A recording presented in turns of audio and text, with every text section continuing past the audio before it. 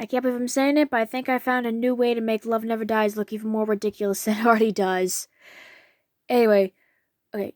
So one of the many things that people have pointed out are wrong with this show is that the song Bathing Beauty in particular, which pretty much nobody likes, is trying to be passed off to us as a song that Erik wrote in universe.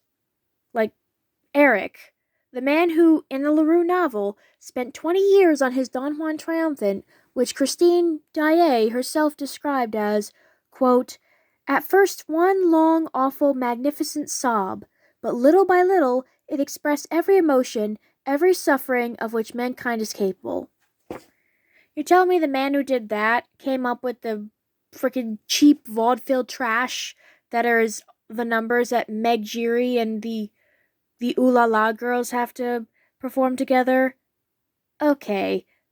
But also now throw in the fact that now I have the understanding that what he does do in his spare time and what is truly holy himself in this show is that he has apparently acquired the combined efforts of Tim Burton and Danny Elfman. Because Phantasma, most people can agree, has a very Tim Burton-esque looking design to it. And I've recently come to the discovery that there's a lot of music in here that sounds very Danny Elfman-esque. Primarily, Beneath the Moonless Sky has note for note similarities to Sally's song in several places, especially in its ending. And the Coney Island Waltz, listen to the version of that without the lyrics from the original cast recording, and it literally sounds like the opening to a Tim Burton movie. Straight up, I shit you not. So, and that of course got me going, oh my god, I think that's too much power even for Erik to handle, okay? And he's already OP enough as it is. But then I really started thinking about it and go, oh my god, wait. So that means in universe, he has to keep jumping between two musical composing extremes. He has to go from, you know, Tim Burton and Danny Elfman to Bathing Beauty.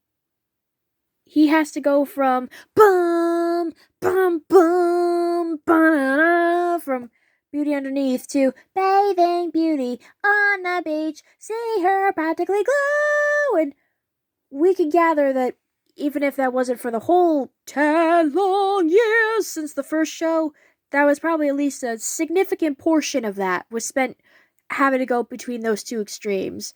And it really makes you start to kind of sit back and go, oh, well, no wonder he went fucking crazy. Oh my god. And he just reached a point where he was just fucking done. He's like, you know what? Screw this shit. I ain't doing this shit anymore. I am calling Christine. I am making this her problem. And then in his very sound logic at this point in his life, he decided that if he doesn't get what he wants, he's going to threaten the life of her child. Oh my god, this show just keeps getting better and better.